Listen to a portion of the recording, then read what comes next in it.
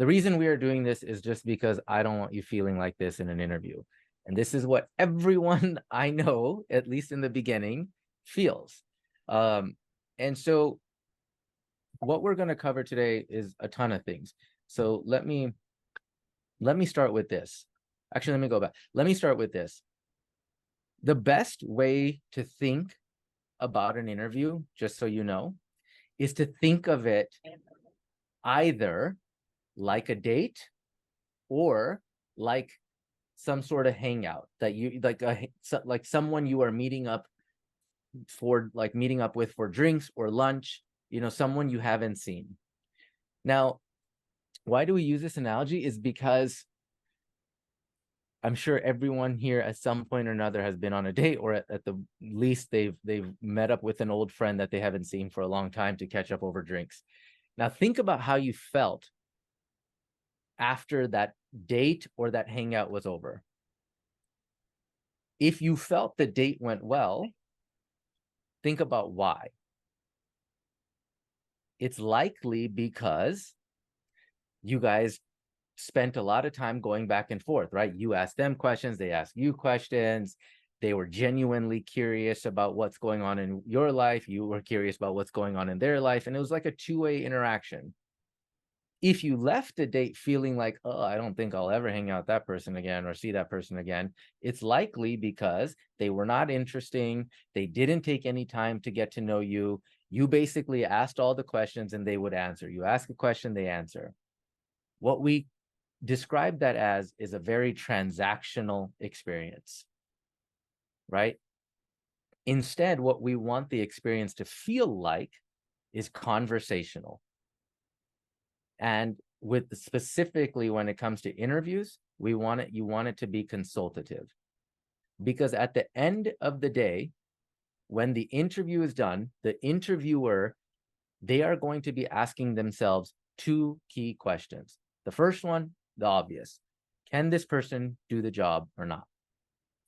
The second one that they're going to ask is, can I see myself working with this person literally day in, day out for X amount of years, right? However long you end up staying there or works out. And will my team like them? And how do we make sure that by the end of the day, we get this second question? Well, both of these questions, we want them to answer yes. Well, for the technical one, the first one, it's literally, can you do the job or not? And we're going to talk a lot about how we're going to address those. The second one is by like what we just described, right? You want to be likable. You want to be interested. You want to be all the things. Let me admit some of these people coming in. So the two ways to build rapport in an interview is by one, being consultative and conversational. And then two is by avoiding being transactional. Like I just said, they ask you a question, you answer. They ask you a question, you answer. We don't want to do that because at the end of the day, you don't come across as memorable that way.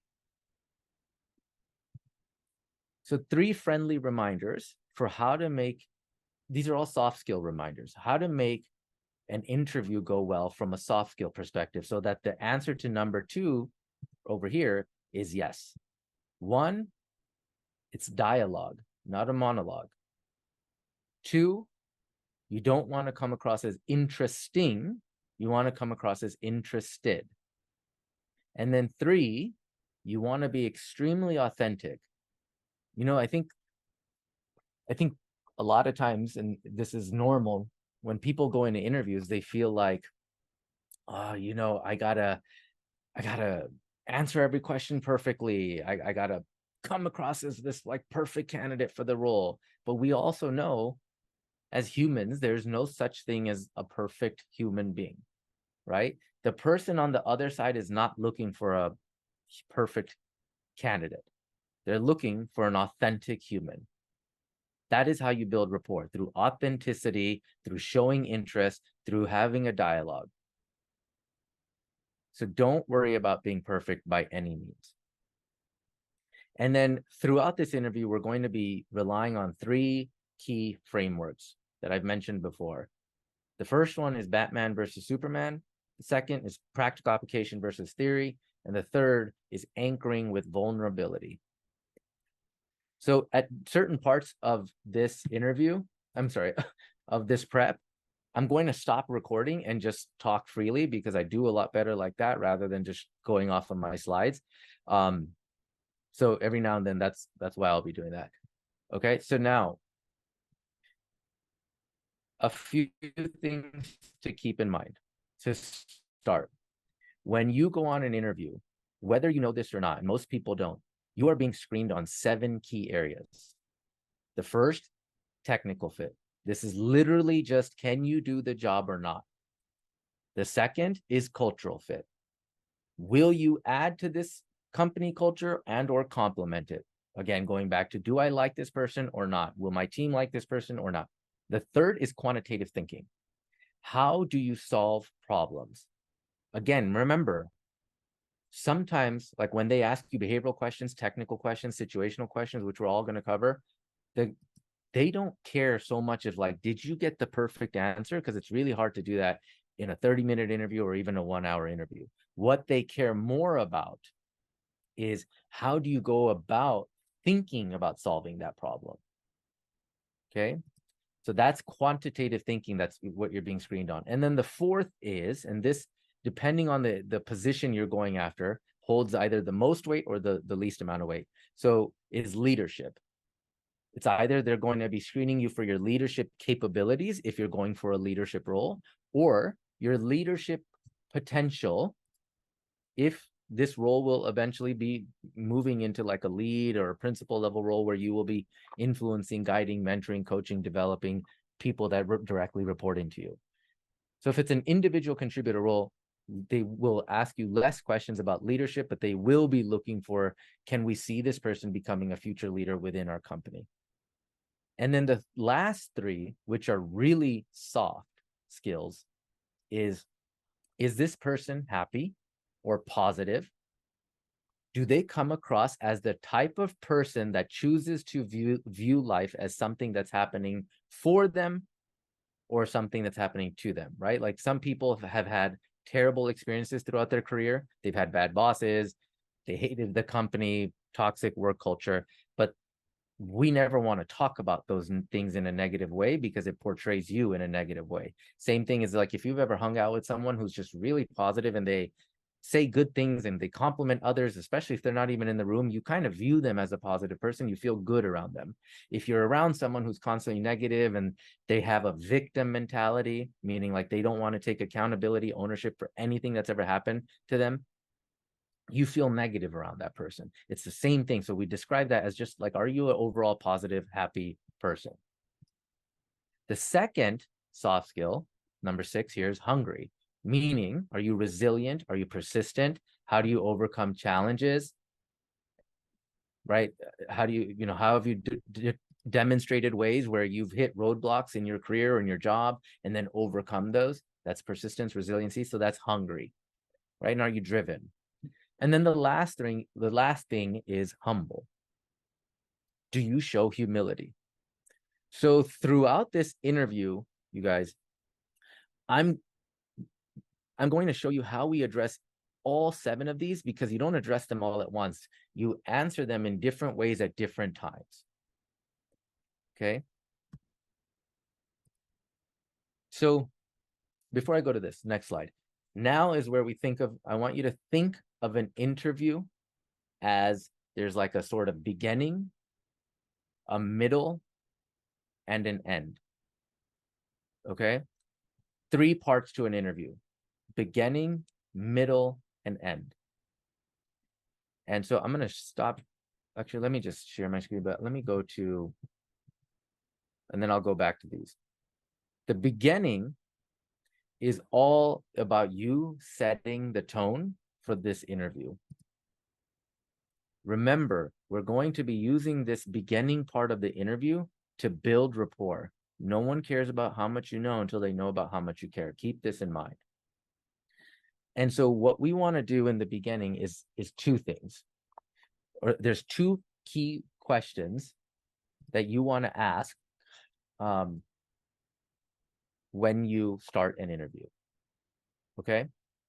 So the first question that we will always ask, remember we want to avoid being transactional, is this question. This is always the first question you want to start the interview with. So how it will look in real life, and this is what our clients do. We train them on this like thoroughly, because it's not easy to think of these things, right? The normal way, or like what most people are accustomed to doing in an interview, is they just start the interview and they'll start with a bunch of small talk. Oh, where are you from? How's the weather there? Yada, yada, yada. That doesn't really help. Another thing that I avoid, and I tell our clients to avoid all the time, is saying, how's your day? How are you doing? You might think that, yes, this is like a nicety, and it is, but it's very also kind of telemarketing, in my opinion.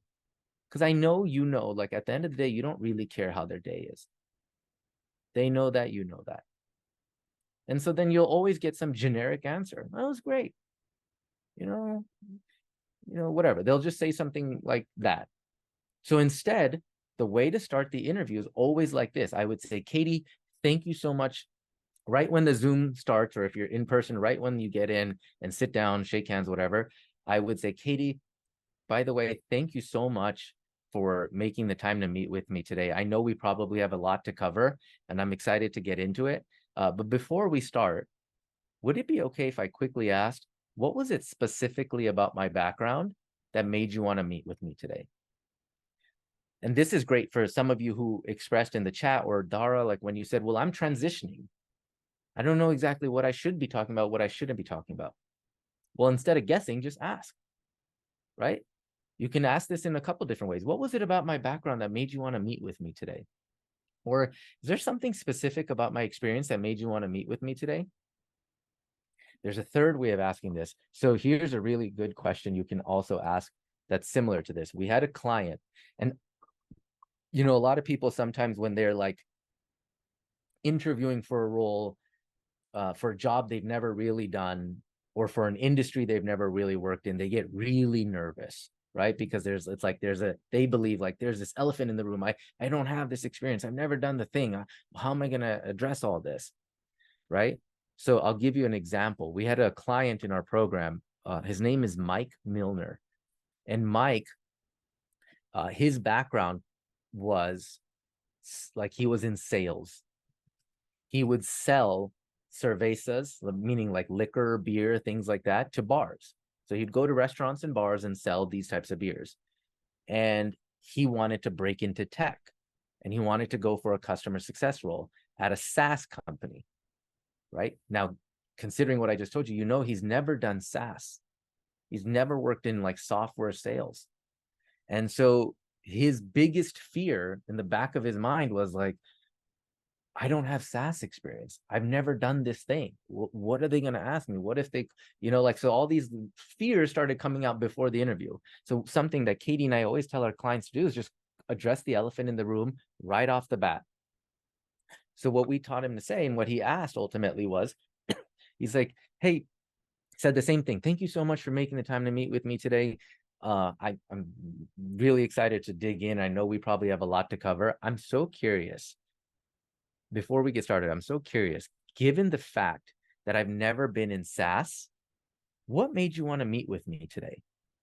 And the interviewer, she said, you know what? That's not that important. What I really loved was that you said this on your resume, or you've done that. And I want to hear a little bit more about this. So when you ask this question, they're essentially giving you the answers to the test. They are telling you, this is what is relevant to me. And more importantly, they're telling you what is irrelevant, right? So now you know what points you want to keep hammering on throughout the course of the interview, and more importantly, what you want to really stay away from, right? So you want your interview, like a lot of people feel the need to always talk about everything they've ever done in an interview. But really what you need to focus on is just the things that are relevant to the person or the people you are talking to. And the way you find out quickly what is relevant to them is by asking this question. So in the beginning of an interview, we always ask this question, and this is why. Okay. The second thing that we're going to be doing is what's called disrupting bias. Some of you know what this is, some of you don't. most interviewers, when they go into an interview, and I've been part of so many trainings where people come in and try to like train interviewers on how to remove subconscious or conscious biases. So when you go into an interview, most interviewers come in with some sort of bias that they've formed about you. They've already seen your LinkedIn profile. They've already seen your resume. Maybe they've read the notes that a recruiter's put down about you. So they'll say, huh, okay, Roshni's coming in here and she has 7 years of product management experience. She says she's built go-to-market strategy. She said she's done this, blah, blah, blah. So now in their mind, they're thinking, I better hear about this. I better hear about that. I better hear about this, whatever, right? So then as a result of that, they fail to actively listen because they're so focused on what they want to get out of this interview and what they want to hear. So if you don't actually hear those things, it doesn't trigger, like it doesn't get them to be present in the interview. So what we're going to do is disrupt the bias. And a really good way to do that, remember, this is all about building rapport. Nobody cares about how much you know until they know about how much you care. They're meeting with a human. Think of this like a date. Remember? So this is how we do that. So when you go on an interview, before going on that interview, you want to look at these people's LinkedIn profiles, your interviewers' LinkedIn profiles. And I'm going to give you a really cool example of how this played out for another client of ours. So you look at their LinkedIn profile and find something, obviously that's not like super duper personal or intrusive, that you want to ask them. Like you would not say, hey, I noticed you had a 4-year gap. What'd you do? Like you don't want to ask that because it could be something super personal. But you might find that, you know, prior to joining tech, they were in the military, or prior to joining their current company, they work for a company in a completely random different industry. Like, oh, I noticed you're in agriculture and now you're doing enterprise SaaS. How was that transition like for you? I was so curious about that, right? Or you might notice that they've been at their current company for like 15 years. So a great thing to say there is something like, by the way, like, you know, again, I was, you know, in doing my research, that's a cool way to say it. In doing my research, I looked at your LinkedIn profile. I noticed that you've been at this company for 15 years. And quite honestly, I don't see that ever. Like nowadays, you just see people staying at companies for 2 years, 3 years, whatever. What's kept you here so long? And now that answer, just FYI, is going to give you so much insight into like how you address the cultural stuff, how you address why you want to join this company. Because they might say, oh, I love the fact that we were building this, or these types of problems they're experiencing are the types I love to solve, or I love this thing about their culture. I love that, this. And if those are things that you share in common with them, those are things that you can bring up later. Right? Remember, this is, you're at the end of the day, you're selling, and a good way of selling is building like rapport. So if there's something that they're saying there that's catching your attention, you can use that later on. Conversely, if they just joined that company, let's say they've been there 6 months to 1 year or something like that, you could say, by the way, I noticed you just joined this company. What was it about them that made you want to come here? I'm sure you had other options too. And now they'll tell you again, I love this, I love that, I was excited about this, whatever. So you can use that information. A really cool example of how this played out for a client of ours, she was doing the same thing. She studied this person's LinkedIn profile. Now, our client, her name's Amber. She was interviewing at Google. And the person, it was for a UX project manager position. And the person she was meeting with literally just joined Google. But the company she was with before that, she was there for 7 years. So Amber asked that same question. And the result of this was really, really cool. So Amber was like, by the way, I noticed you just joined Google. And I know you just joined Google, but before that, you were at your last company for 7 years. How did that happen? What made you want to leave that company after so long? And the lady that she was interviewing with said, you won't believe it, but actually I was on maternity leave. And while I was out on maternity leave, Google acquired our company. And Amber was like, wait, what? So you stepped into this company with like not knowing anyone, a brand new culture, a brand new team? And the lady was like, yeah, can you believe it? And then they literally went on for, because we heard this interview, they went on for 15 minutes just kind of talking about this.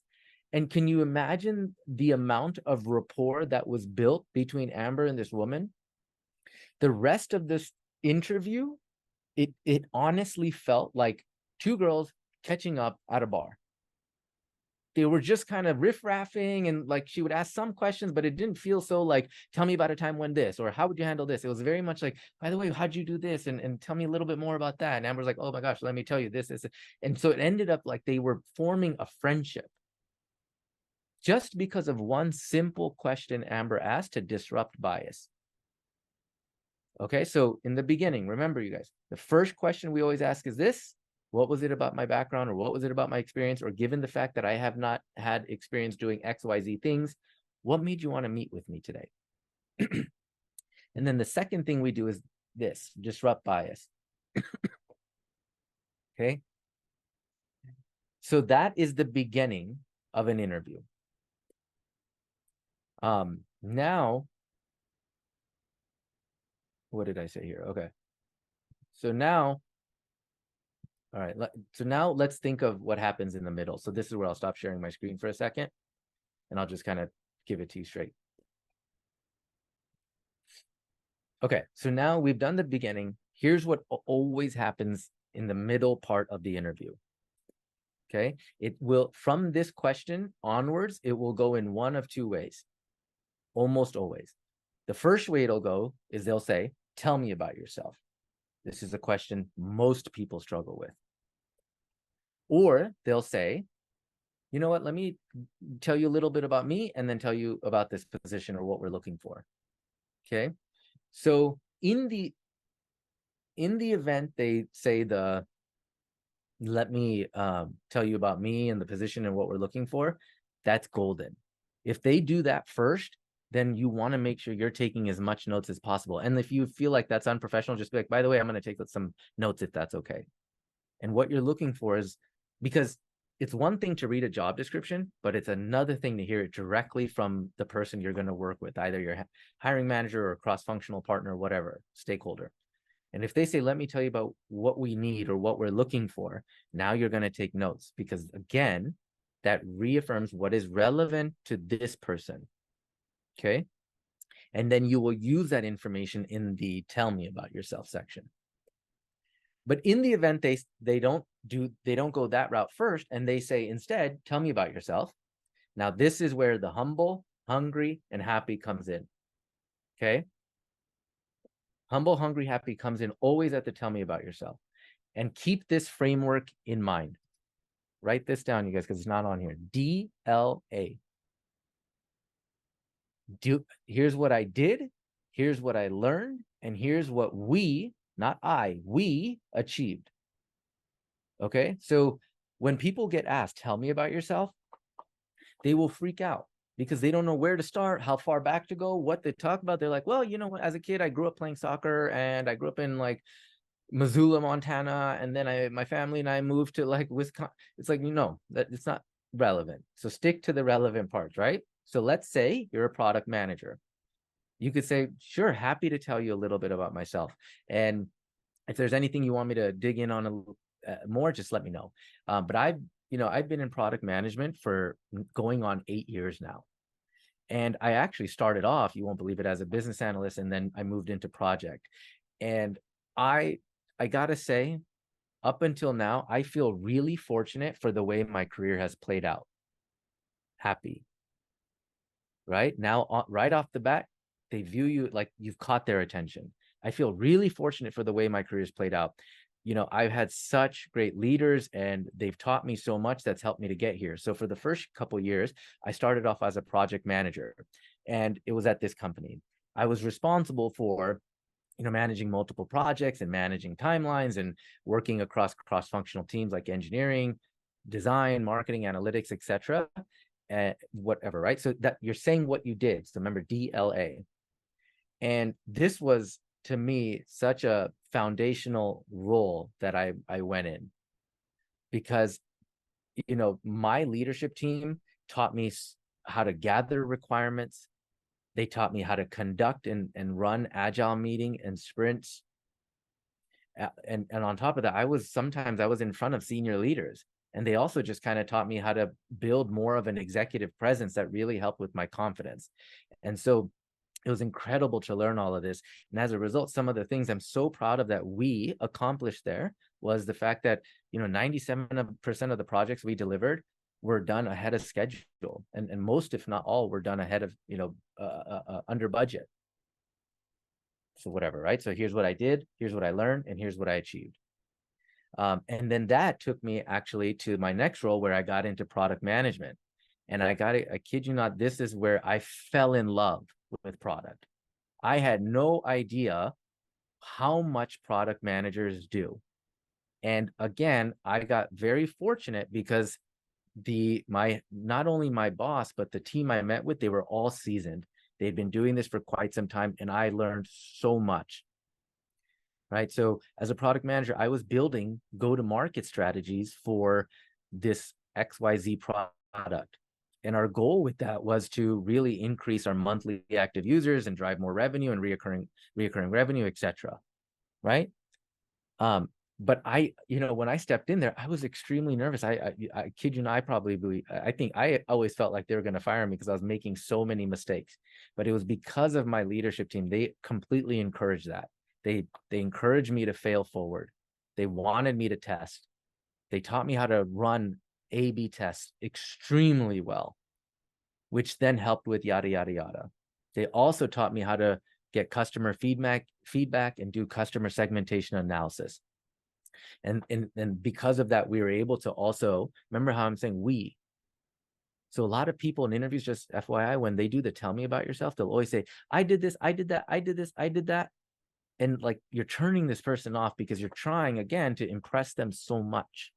And you're trying so hard to come across as perfect. But when you say my leadership team or my boss, oh my God, my peers, they taught me how to do XYZ, XYZ, XYZ. And as a result, we were able to launch one of our best products in 9 months, which then helped us increase revenue by $37 million and grow our monthly active users from 13 million all the way up to like 75 million or whatever, right? And from there, I did this. So now if you think about it, all I've done is I've taken this person through my career, and I've showed them what I did, what I've learned, and what I've achieved. And every now and then, it's okay to say, when I started at this company, I was horrible at this thing. It took me so long to learn this other thing. But if not for my leadership team, if not for all the mentorship and training they gave me, I don't think I would have made it. So now you're also expressing humility, you're expressing vulnerability, you're talking about failures, all the things that make you human. So remember, you guys, when we talked about Batman versus Superman, this is where this comes in. So there's a lot of familiar faces in here. So some of you who do know me, you know that I'm like a big Marvel DC geek. I watch all these kind of movies, basically like a 13-year-old. And so I think like 6-7 years ago, when Batman versus Superman came out, I was like on all of these forums, just like learning more about the movie. And there was one forum where they ran a poll, and they're like, who do you like more, Batman or Superman? And anyone want to actually take a guess in the chats how long, what the response was? Or what do you think most people would say? Or maybe I already gave it away. Batman, Superman, some said Superman. Batman. All right, for those of you awesome. Okay, for those of you who said Batman, you're right. 81% in this poll alone, at least 81% of people chose Batman. And then they had all these like sub-clarifying questions, right? So they were like, well, why? And the biggest reason was because Superman was born perfect. If there's no kryptonite around, he can't die. So as a kid, like when he played football, he could outrun everyone. And then he could like move buses. He could like move the moon. He can do all these things that are super annoying, and he can't die. Right. So he just felt kind of obligated to like go and save people, which is great and it's noble. But if you look at Batman's journey, vastly different. His parents died when he was a kid. He had an extremely huge fear of darkness, fear of bats, all of these things, right? Grew up without family, without friends around, and he had to overcome all of these challenges. And on top of all of that, he was human. So he was literally putting his life at risk to save other people just because he wanted to, knowing he could die at any point. And so this is why more people like Batman, because he's relatable. Why is he relatable? Because we can see the journey that he went on, right? We can see how he overcame obstacles. We could see how he's resilient. So when you tie that to the tell me about yourself, which by the way, shouldn't be any longer than 3 to 5 minutes. I know I'm kind of going in and out, um, like with telling you how to do it, but it should be no longer than 5 minutes. But honestly, if you're giving them a journey of what you went through and how you got to where you're at, then they will be captivated the entire time, and they will you will become memorable. So when you talk about failures, don't think of it as something like you're going to do to turn this person off. If in fact, you're actually going to keep them engaged, they're going to like you more, because if you can talk about how you experienced failure earlier on and how you took that failure and then applied it to your next role and then found success as a team, and you're showing humility and you're attributing success to other people like your mentors, your bosses, your coworkers, you will feel more liked. So remember, if they said, if the first thing they did was they first asked, tell me about yourself, instead of saying, let me tell you about the role, then the way you tie it all back. So after you've talked about your most recent role and said DLA, is you could say, and this brings me to today. I'm interested in learning, I'm interested in this role because of what it seems like you're working on, and then give a couple of examples, and then you turn it over to them. And you would say, but I'd love to hear in your own words, what are you looking for in this person? That's how you close the tell me about yourself. What are you looking for in this person? I'd love to hear in your own words, what are you looking for in this person? I already spoke with the recruiter and I read the job description, and I think I have a really good idea of what you're looking for, but I'd love to hear in your own words what you're looking for.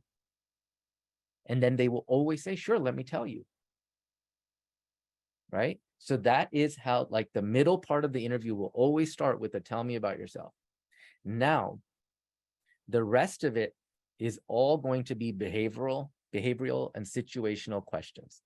So they will go into like, so tell me how you would do this, or tell me how you would do that. Actually, I'll take one step back. So instead, if you did turn it around and now they tell you about the role, that's great. But if they had started the other way, where they're like, let me tell you about me and what we're looking for, then they say, tell me about yourself, just know you're going to marry so much of what you learned and so much of what you did, if possible, to the things they said they are looking for in this person. They should always be aligned. Okay. All right. So now we're going into situational behavioral questions, the remaining part of the middle part of the interview. So in this scenario, this is where it is really easy to get caught up to get transactional, because they will be bombarding you with questions, right? Tell me about a time when this, how would you handle that? If you're working with multiple teams that all have conflicting priorities, tell me about how you can influence, these cross-functional teams to work on the goal that you have set. Like, these are questions they will ask.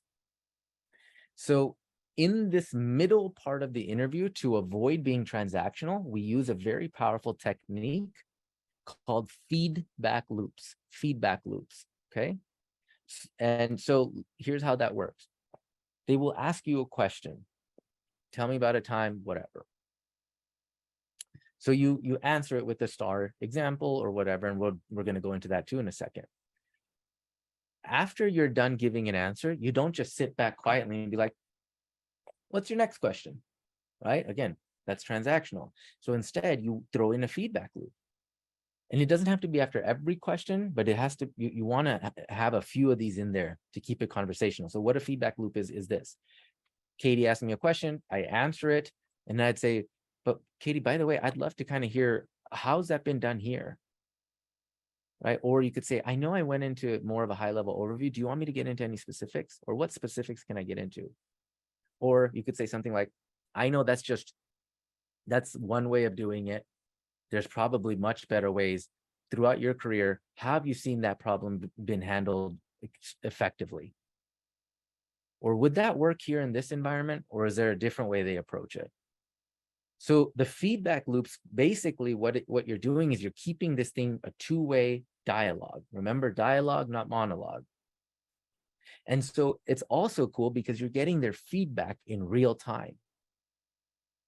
So if I ask Katie, she could say, yeah, that's great, I love this. But she might also say, actually over here, one thing we do ahead of this is blah, blah, blah, blah, blah. And I was really looking for that. And now if you had that experience, you could say something like, you're right, that's great. Actually, I didn't even think of that. Or you're right, I did do that when I was at this company and here's how that worked out. Right. Or just even acknowledge it. That's awesome. I could see how that'd be really effective. Thank you for sharing that. Right. So you've kept it like two-way and you're getting their their feedback in real time. And if what they say ends up helping you in a subsequent, like it might end up helping you in a subsequent question, it's perfect, right? Okay, so now the second thing we talked about was, so first was Batman versus Superman. You know where to use that. The second thing was, remember, practical application, not theory. So a lot of the biggest mistake we also see, or some of the biggest mistakes we also see in interviews, is they will ask you a question. Dara, tell us about a time you did blah.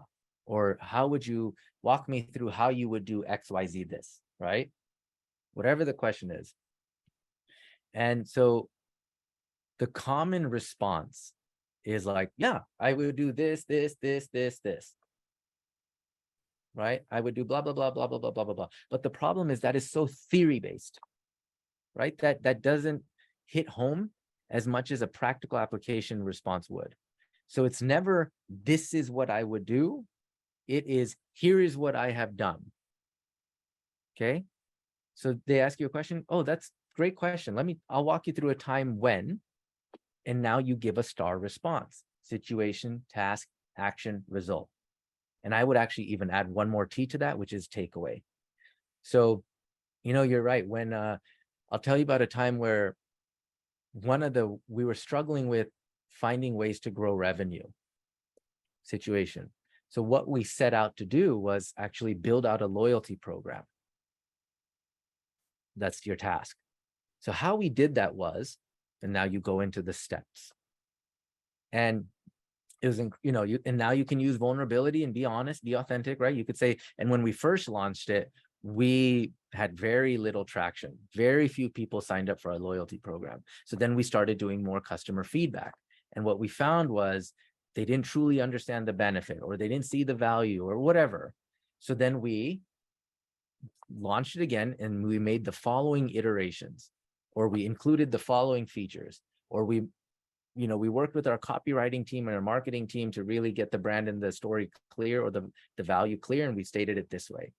And as a result, the next time our loyalty, we grew that loyalty base from 0 people to 13 million in like 9 months. And that actually ended up increasing our revenue by 37% from the prior year. And what I learned from that, here's the takeaway, right? So you did the results now. And what I learned from that was that customers, they don't want to see what you're doing. They just want to see how it's going to help them. And so that helped me understand that our messaging needs to be a lot clearer going forward. Right. So then you throw the feedback loop. So you say, does that help? Or does that answer your question? I'd love to see, how would you have done that differently? Because I know my way wasn't right. Or I'm sure there could have been a better way. Sorry. Right. So you see how we use the STAR format in behavioral questions, and it's always practical application. Now, the question naturally comes, well, what if I've never done that thing? Well, don't try to fake your way through it. Instead, be honest and upfront. And you could say, you know what, I've never actually had to build a loyalty program, but I did work on this thing at XYZ company where we were trying to achieve this. And I feel like it might be kind of the same, but I'll walk you through it and I'd love to get your thoughts. Feedback loop, right? So now you go into a prior example. Remember, one of the other points of what you're being screened for is quantitative thinking. How do you go about problem solving? So they never will, they're already interviewing you for a reason, right? So to some degree, they believe that you can do this job, regardless of if you've never built a loyalty program. So then walk them through what you've done. Show them how you've solved problems. Show them what you learned, the steps you took. Okay. And then incorporate feedback loops. So this is always in the middle. It's always going to be behavioral questions, technical questions, situational questions, where you're going to always refer back to past experience, practical application over theory. Now, the third framework, and this one's really powerful, is called anchoring with vulnerability. Okay, so let me tell you what that means. Remember, we don't want to come across as Superman. We don't need to be perfect. There's no such thing.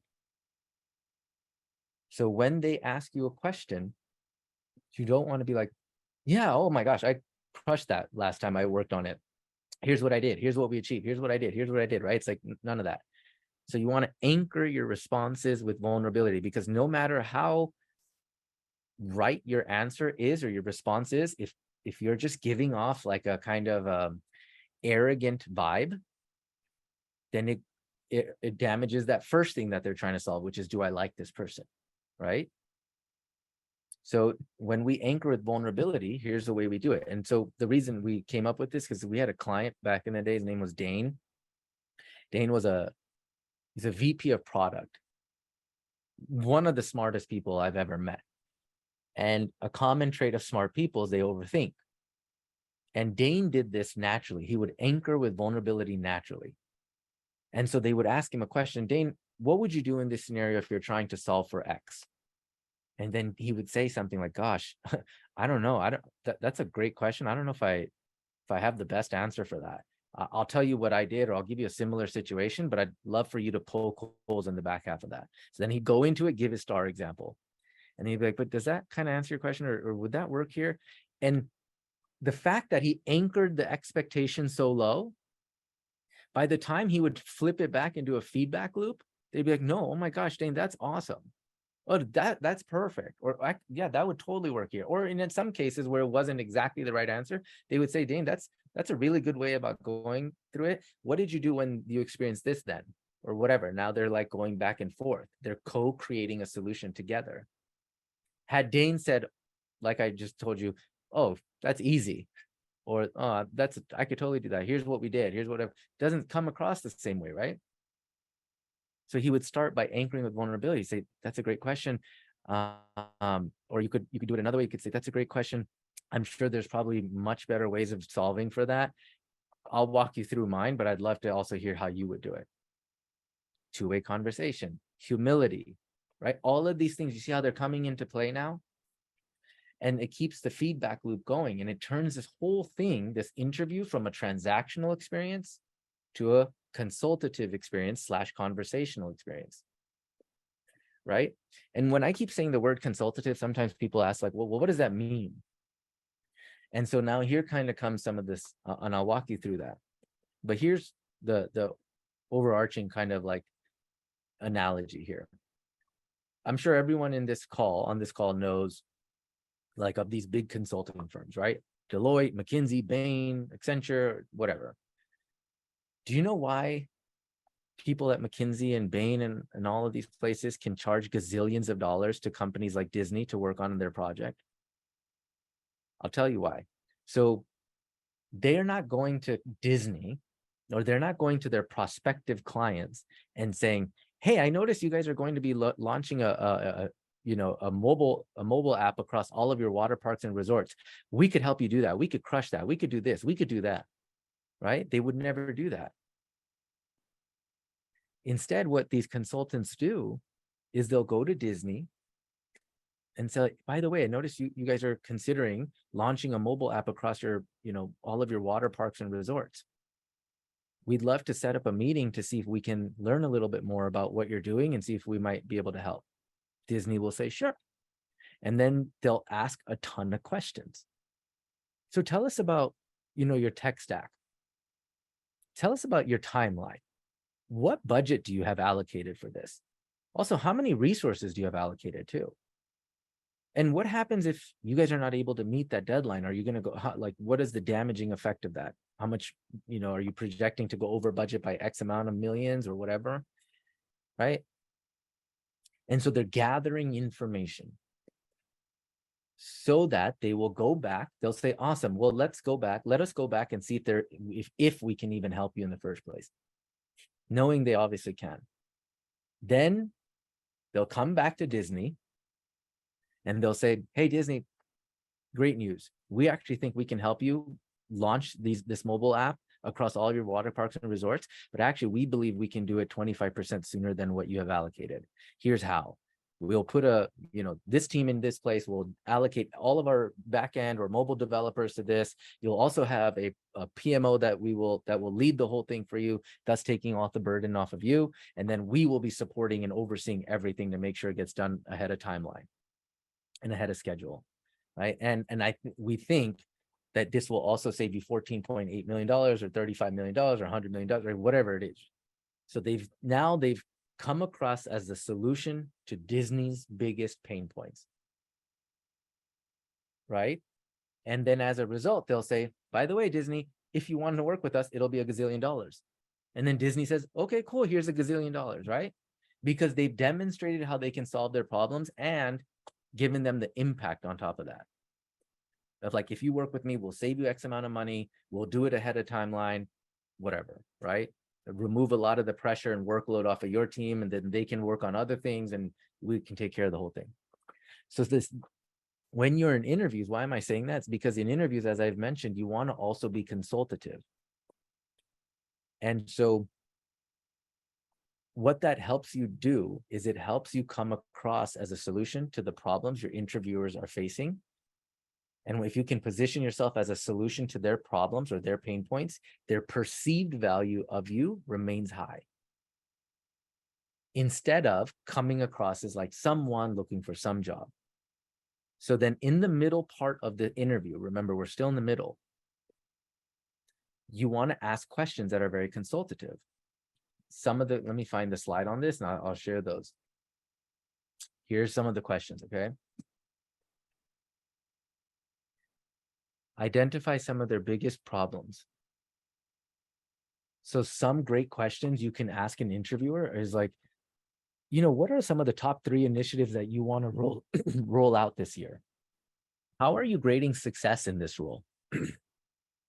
Tell me about something that you guys have been trying to work on it's not getting through. What's the bottleneck there?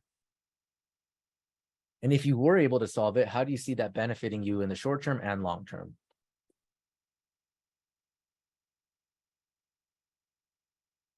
I love the question of like, if I were to come on board, Katie, I'm curious to know, how can I make your life easier?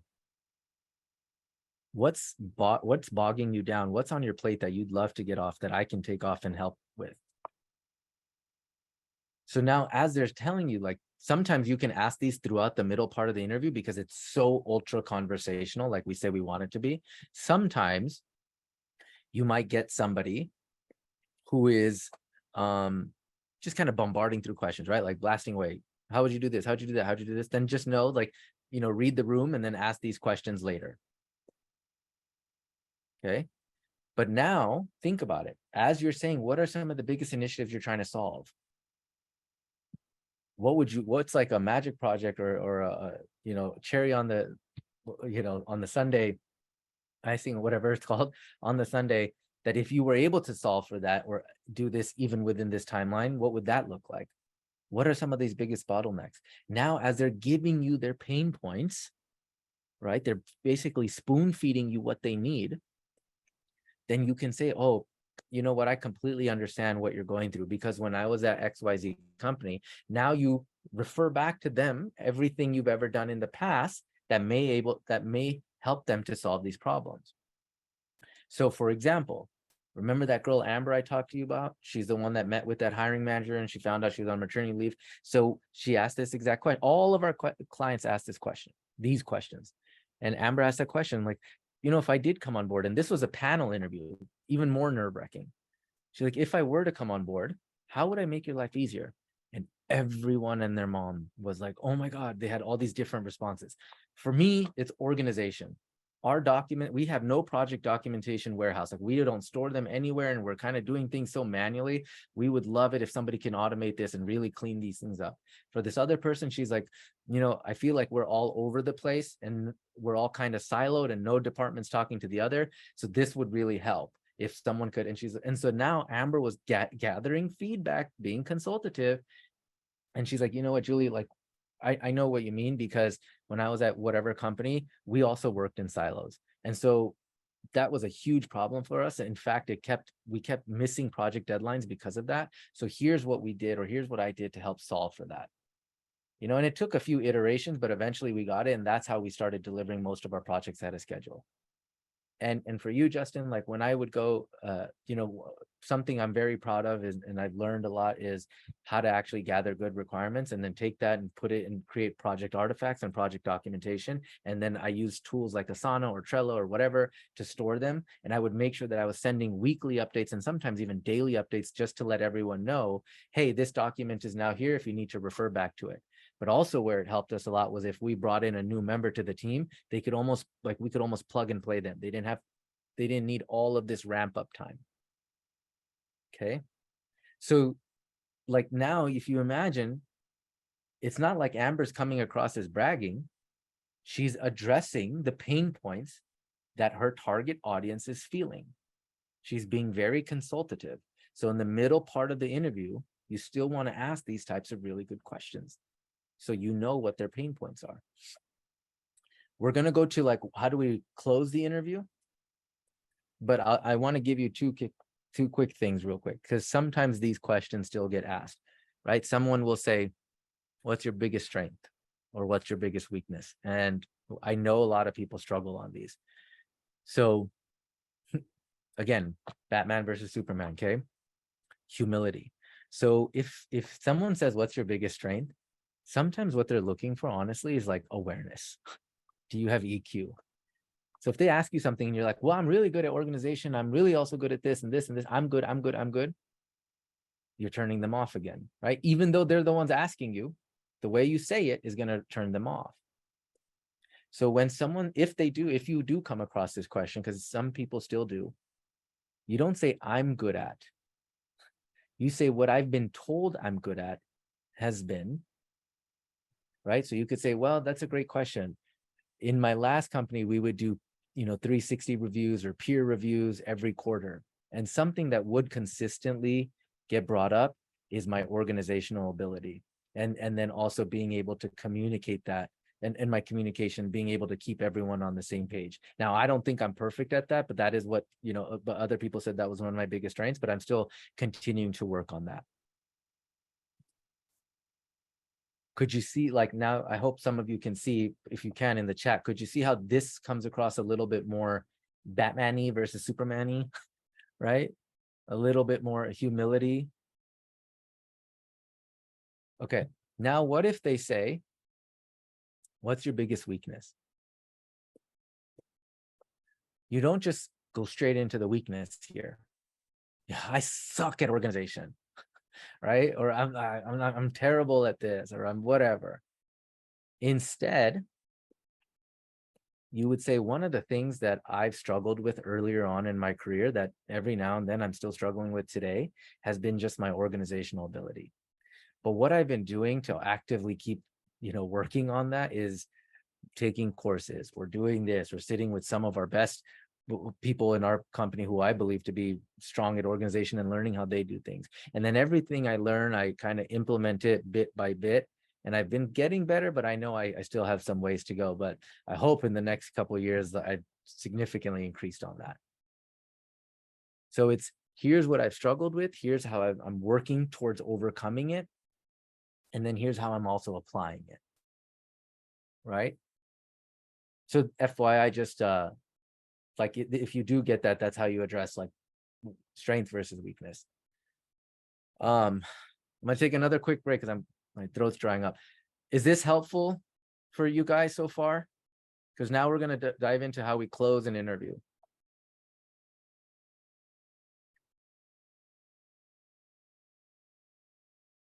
Awesome. Okay. Let me go to this Let me find the slide. All right.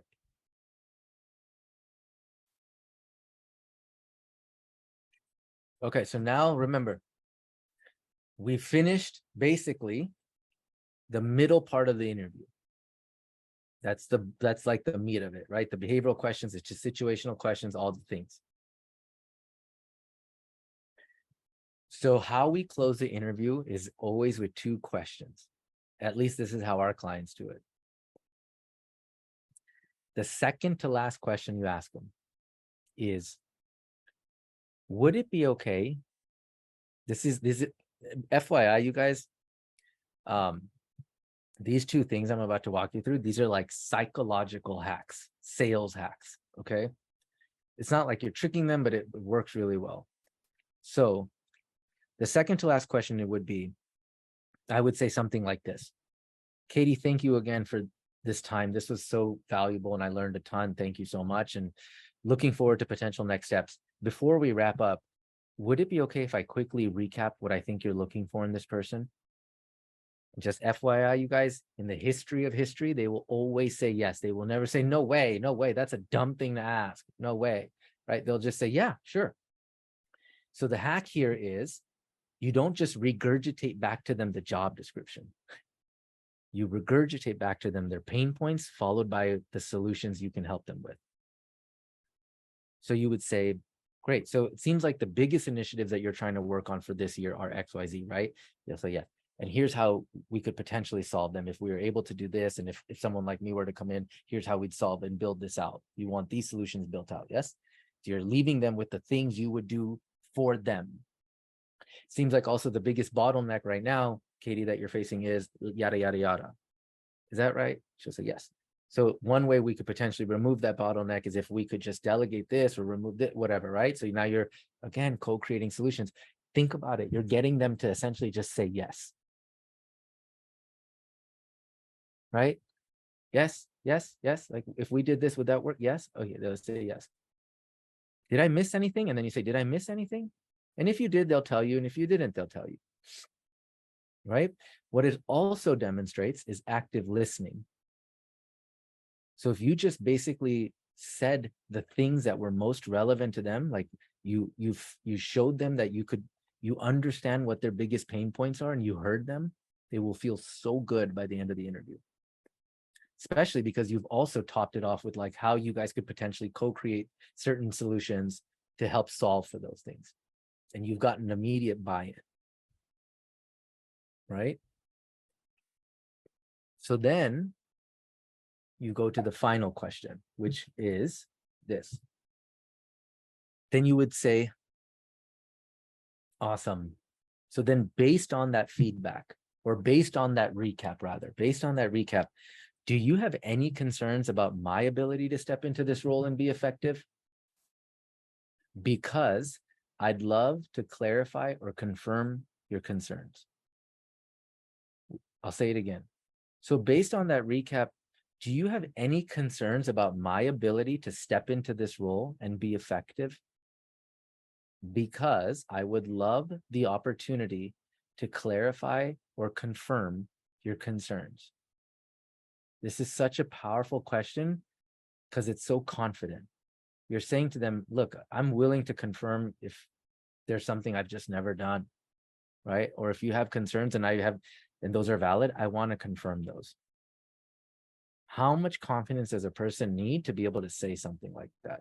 Like, you're okay not being perfect, right? It's so cool to be able to ask that question.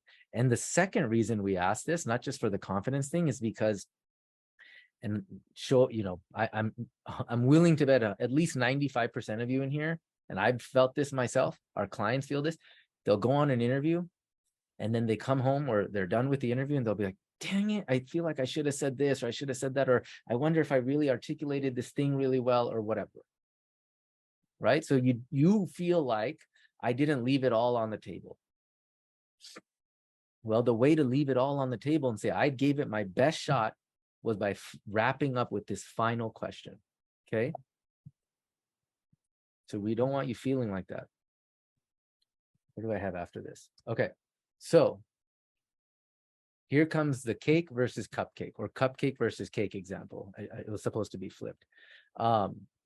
So let's say, and I'll stop sharing for a second. We use a power, like let's say they do have concerns, right? Because this happens a lot. If you've done a good job of building rapport throughout the interview, especially in the beginning, you hit it off and you say, do you have any concerns about my ability to step into this role and be effective? I'd love to clarify, confirm your concerns. They'll say, yeah. So I'm going to give you an example. You're like, yeah, you know what, Gaurav? Our only concern is that you don't know how to bake a cake or whatever the thing is. We use a powerful technique here called absorbing versus deflecting. So now the common response is usually one of two things. Someone will likely say, oh, no, but I could totally learn that. Or, oh, no, I've done that. Or, oh, no, right? It's like something like that. Basically, you've given me your concern and I've deflected it. Right? I've not acknowledged it. I'm saying, oh, no. And it's the worst thing you could do is try to lie and be like, oh, no, I have done that. And now you're like, they'll smell that a mile away. So what you don't want to do is that wall that you removed through removing some, like the bias and all of that and the rapport that you built, you don't want all of that to go to waste when you say this. And then now all of a sudden they're going to be like, here we go. She's going to try to sell me on some nonsense, right? Because they'll sense that. So you don't want to do that. So instead, we want to use a technique, powerful technique called absorbing. So if they're like, Gaurav, our only concern, honestly, is that you don't know how to bake a cake. You would say, you know what? You're right. You're absolutely right. I actually have no experience building a cake or baking a cake rather. But when I was at my last company, one of the things I was responsible for, what was a big part of my job there, was baking cupcakes. And I kid you not, for the first couple months, I was horrible at it. Like no one would go near my cupcake. I didn't even want to go near my cupcakes. And so what I did was every single night that I'd go home, I would watch YouTube videos on how other people bake, like how other people's recipes. I would then stay up sometimes till 1, 2 a.m. My wife hated it because our kitchen was a mess the next morning, just testing recipe after recipe after recipe. And then I even took it one step further. And I would ask some of the best bakers if I could sit next to them and just see how they bake their cupcakes and just to see what I was doing wrong and what they're doing obviously really well. And, over time, like I said, the first couple months, I still was far, far from it. But by the end of like the 90 days there, I had one of the top best like selling cupcakes at the company or the bakery. But by the end of the year, I had 3 of the best selling cupcakes out of the 10 that we sold. This cupcake, that cupcake, the whatever. Okay. So now you walk them through what you've honestly just done is you've acknowledged the fact that you've never done the thing that they are asking.